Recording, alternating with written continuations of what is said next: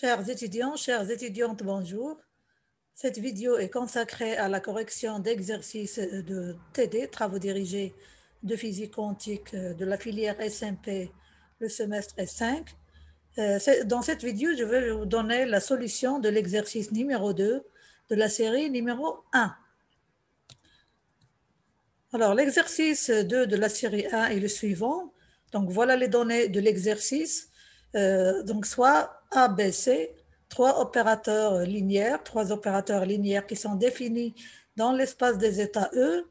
On définit le commutateur de A et B par la relation suivante.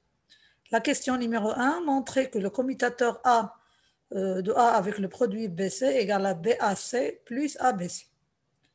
Bon, ce que je vais faire en fait, c'est avant de répondre à la première question déjà, je vais vous donner un petit rappel sur les notions des opérateurs et bien sûr du commutateur pour que vous pouvez suivre facilement cette solution-là.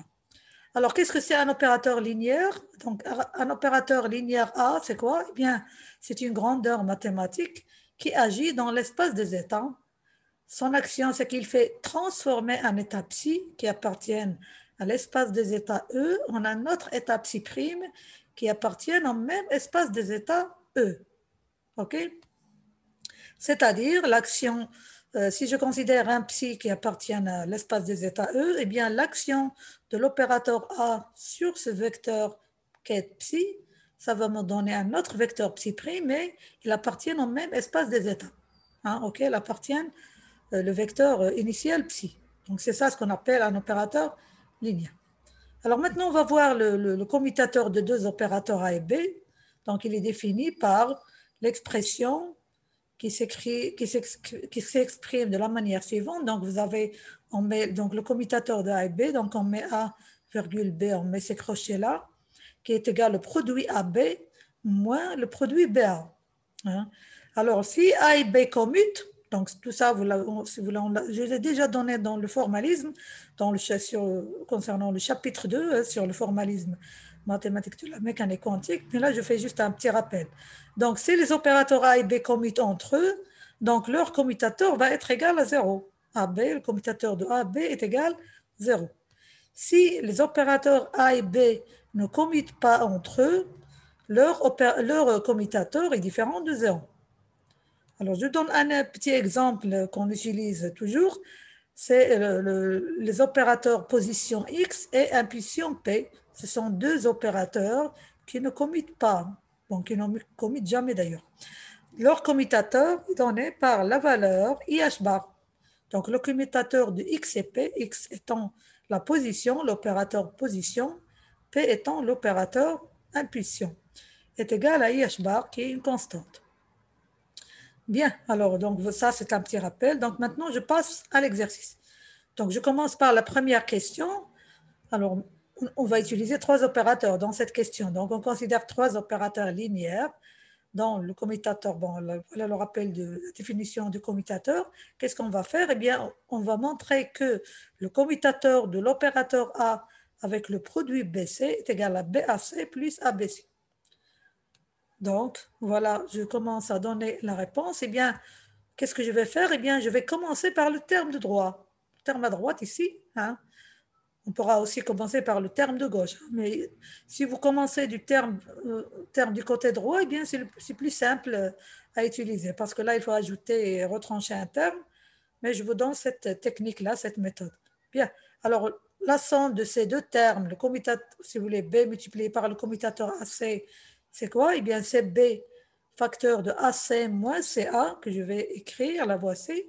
Donc, B facteur de AC moins CA, c'est le commutateur de AC, plus le commutateur de AB, c'est AB moins BA, facteur de C. La voici. Donc, AB moins BA, donc ça, c'est le commutateur de A et B, multiplié par l'opérateur C. Alors, on va, si vous voulez, enlever les parenthèses. Donc, ce premier terme va nous donner BAC moins BCA, dans l'ordre, bien sûr. Donc là, l'ordre, il est primordial, hein? Il est nécessaire. Hein? On n'a pas le droit d'inverser les ordres des opérateurs. Donc, BAC moins BCA. C'est pas comme si vous voulez, les expressions classiques, hein, ça n'a rien à voir. Plus le deuxième terme ici, après avoir enlevé la parenthèse, donc ça va donner ABC, hein, ABC moins BAC, hein, BAC. Voilà, donc on a 4 termes. Et bien là, on regarde quel est le terme qui est identique à l'autre. Donc on voit ici BAC, BAC. Donc ces 2 termes sont égaux. Donc BAC moins BAC égale à 0. Donc on va simplifier par ces 2 termes. Donc on va avoir ceci égal, ce qui va rester, donc je commence par le terme positif et puis moins. Donc ABC, donc c'est ce terme-là, moins BC1. En regardant ce que nous avons trouvé ici, donc on constate que j'ai ici un BC, B, ensuite C, et là, BC qui est le même, mais c'est le A qui a changé de place. Donc A était à gauche ici par rapport à BC. Maintenant, le A, il est devenu à droite par rapport à BC. Et ça, ce n'est autre que le commutateur de A, de B multiplié par C. Voilà donc la démonstration de cette expression, hein, à partir des termes du côté droit. On pourra faire l'inverse aussi.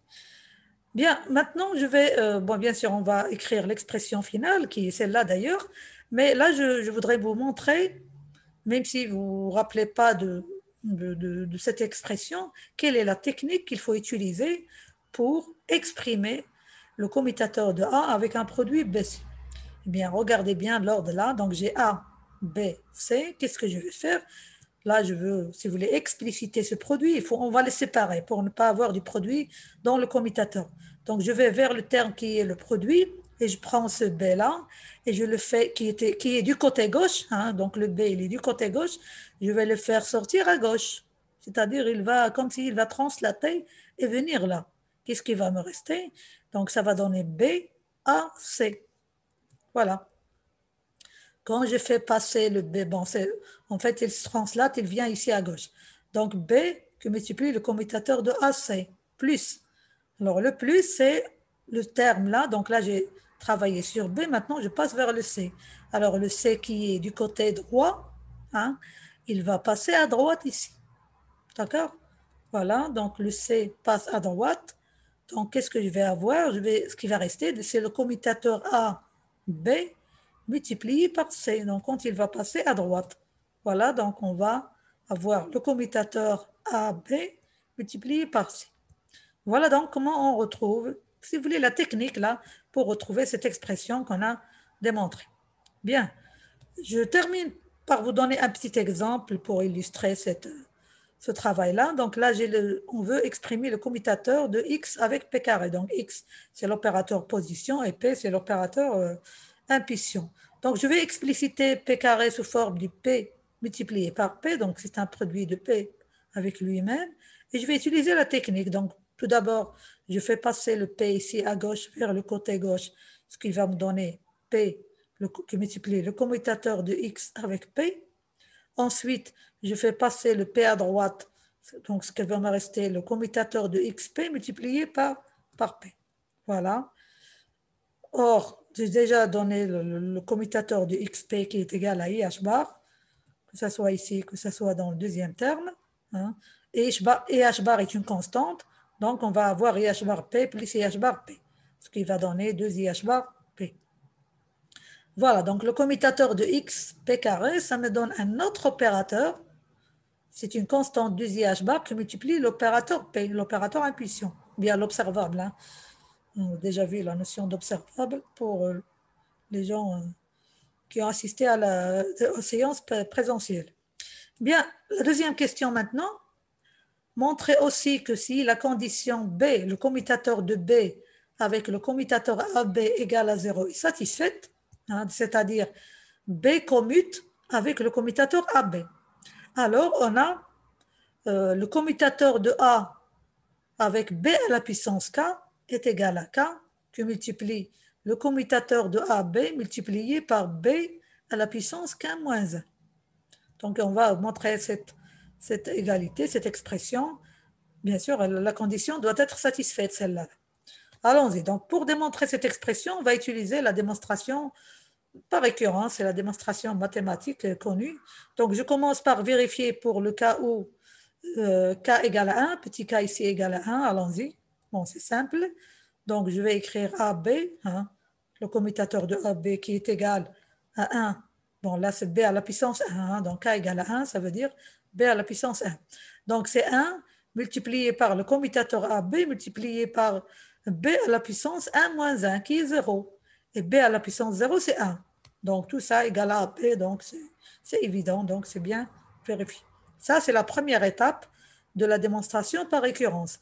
La deuxième étape, c'est qu'on va supposer que la relation, elle est vraie pour k-1, hein, alors k-1, c'est-à-dire on a le commutateur de AB à la puissance k-1 est égal, donc ça vérifie cette expression, est égal à k-1, donc si vous voulez la puissance qui est là, il vient ici, k-1, facteur du commutateur AB, que multiplie l'opérateur B à la puissance k-1 moins 1, c'est-à-dire k-2. Donc, on suppose, c'est l'étape numéro 2 de la démonstration par récurrence, donc on suppose que cette relation, elle est satisfaite, elle est vraie. Qu'est-ce qu'on va faire? L'étape 3, c'est qu'on va montrer qu'elle est vraie aussi à l'ordre K, c'est-à-dire l'ordre qui vient juste après celle-là. Là, c'est l'ordre K-1, et l'ordre suivant, c'est l'ordre K. Allons-y. Donc, on écrit le commutateur de A, B, K. Alors, pour pouvoir, si vous voulez, manipuler ce commutateur, eh bien, je vais expliciter ce produit-là sous forme du produit de deux opérateurs pour faire apparaître le BK-1. D'accord? Donc, je vais écrire ce commutateur égal à A est égal au commutateur de A avec B multiplié par BK-1. Donc, B multiplié par BK-1, c'est B à la puissance K. Et je vais utiliser la technique qu'on a faite, si vous voulez, dans la question précédente. Donc, je vais faire passer le B ici. OK? Donc, ce qui va me rester, c'est le commutateur de A, BK-1. OK? Donc, B, je vais le faire passer à gauche, ce qui va donner B ici, hein, à gauche, multiplié par le commutateur de A, BK-1. Ensuite, je vais faire passer le BK-1 à droite. Ce qui va me rester, c'est le commutateur de AB. Donc, BK-1 le fait passer à droite. C'est la technique du produit BC que j'ai démontré dans la question précédente. Hein. Voilà, donc plus le commutateur de AB multiplié par cet opérateur-là qui est BK-1. Arrivant à cette étape-là, qu'est-ce qu'on constate? On constate ici qu'on a le commutateur de A, BK-1, que nous avons supposé qu'il est vrai, enfin, qu'il satisfait à cette égalité-là. Qu'est-ce que je vais faire? Eh bien, je vais remplacer ce commutateur-là par cette condition, ou bien par cette égalité-là. Donc, K-1, facteur de AB, commutateur AB, BK-2. Donc, je vais remplacer ce commutateur par l'expression rouge. Donc, je vais respecter la coloration rouge, hein, comme elle est marquée ici. Donc, voilà K-1 que j'ai fait passer à gauche parce que K-1 est un scalaire. Donc, on peut le translater, on peut le mettre là où on veut. Donc, on le met à gauche. L'opérateur B reste à sa place, bien évidemment. Il est toujours à gauche. Et puis, ces commutateurs-là, je l'exprime sous forme de commutateur AB, PK-2. Bien sûr, le K-1, je l'ai passé ici. Donc, voilà le commutateur de AB multiplié par B à la puissance K-2. Et ce terme, on va le laisser tel qu'il est. Voilà, le deuxième terme, on va le réécrire encore. Bien, on passe à la diapositive suivante, mais je vais réécrire cette expression pour pouvoir continuer, pour que vous la voyez en face de vous dans les calculs suivants. Voilà, donc je la réécris, l'expression avec laquelle j'ai terminé la diapositive précédente. Et donc voilà ce qu'on a obtenu. Qu'est-ce qu'on va faire maintenant? Eh bien, regardez ici, j'ai l'opérateur B qui est, si vous voulez, à gauche par rapport au commutateur AB. Donc, en général, je n'ai pas le droit de le faire passer ou bien de permuter ces deux, c'est-à-dire le commutateur AB avec l'opérateur B, sauf si l'opérateur B commute avec l'opérateur AB, avec le commutateur AB. Or, la condition qui a été donnée au début de la question, c'est que la condition elle est satisfaite, c'est-à-dire B commute avec le commutateur de AB. C'est-à-dire, je peux faire passer maintenant, puisqu'il y a cette condition, hein, si cette condition n'est pas satisfaite, ben, je n'ai pas le droit de faire ce que je vais faire maintenant. Donc là, je peux le faire passer à droite parce que B que multiplie le commutateur AB est égal au commutateur AB que multiplie B. Hein. Donc vous voyez bien, le commutateur est égal à 0 ici.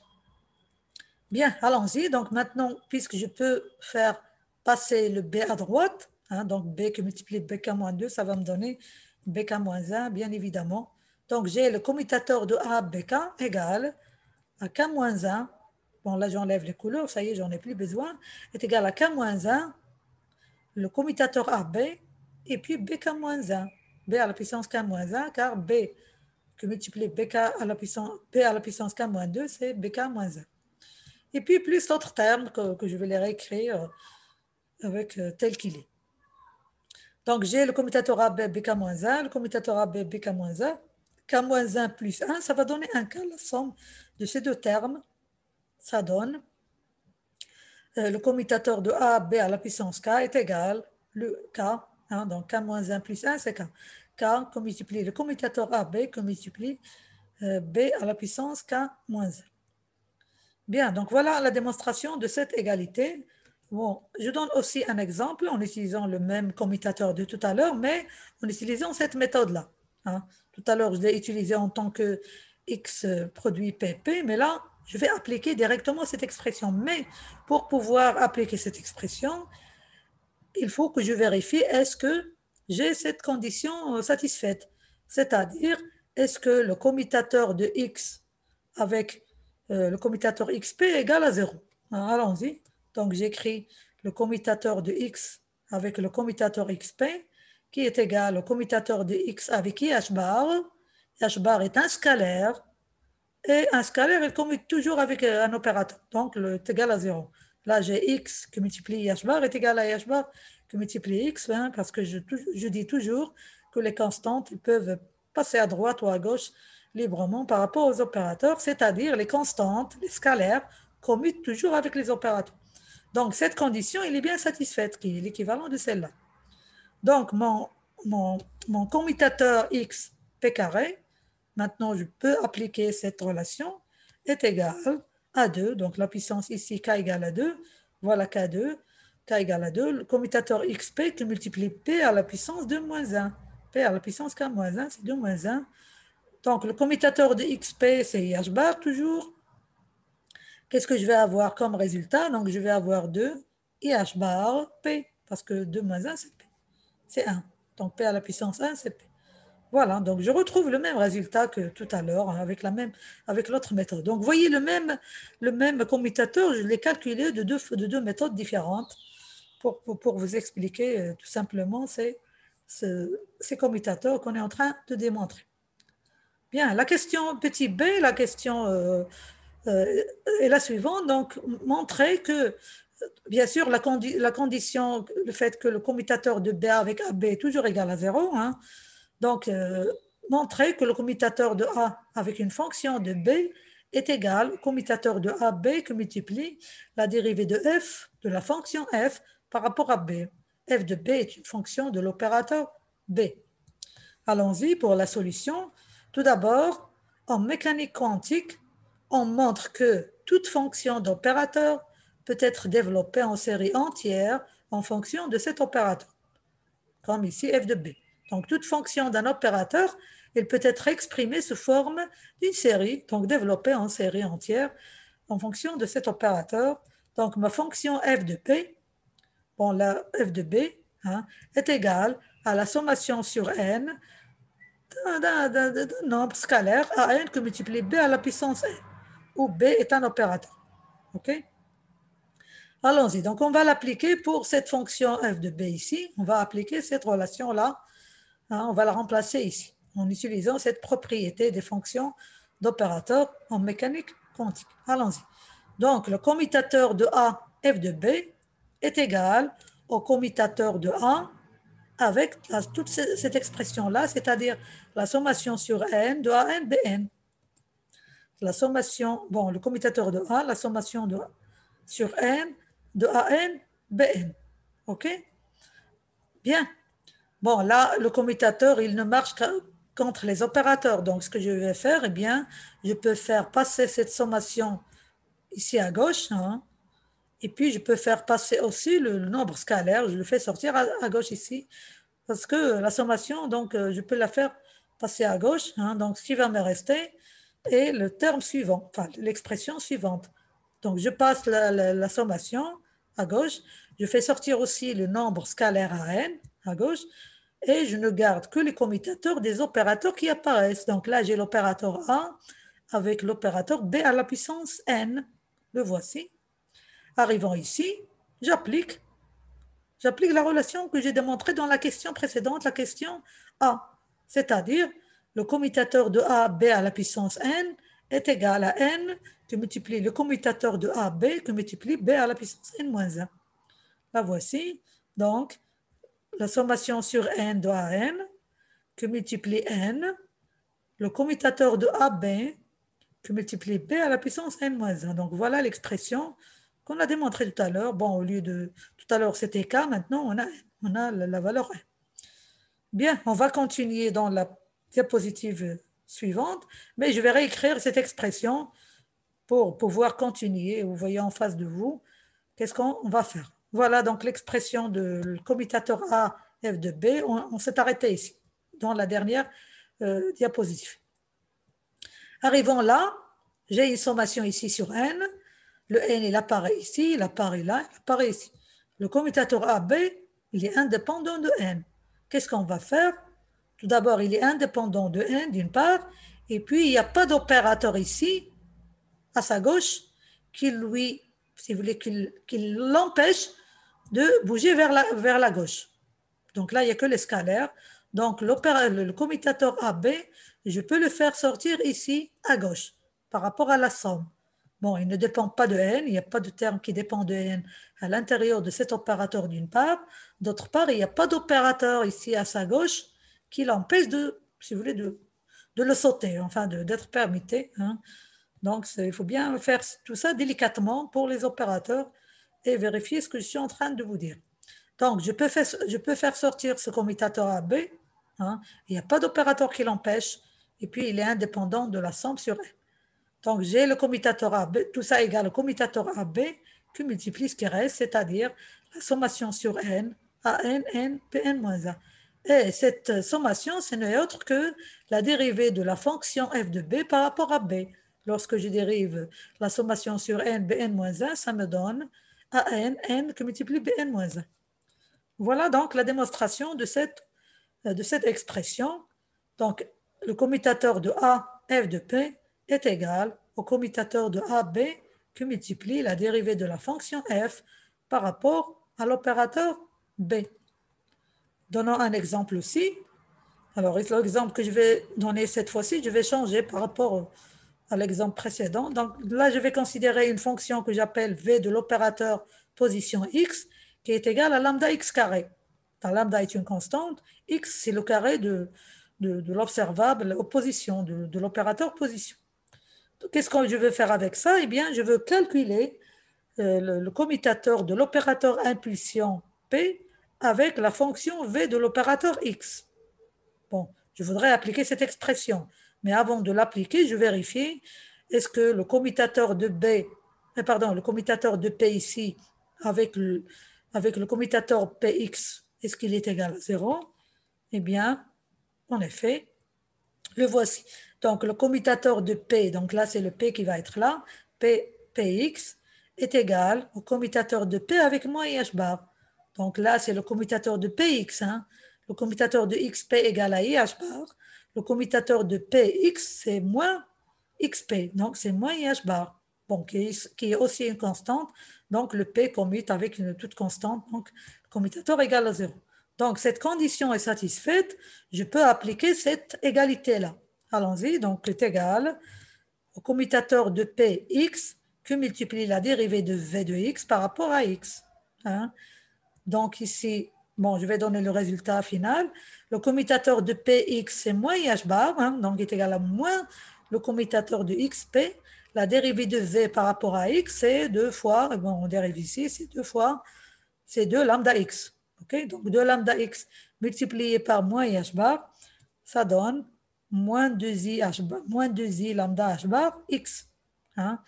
Donc, moins i h bar, c'est px, c'est le commutateur de px, et 2 lambda x, c'est la dérivée de v par rapport à x. Voilà donc cet exemple avec lequel je termine cette solution de cet exercice numéro 2 de la série numéro 1. Et puis, on va continuer dans les prochaines vidéos. Je vous remercie pour votre attention.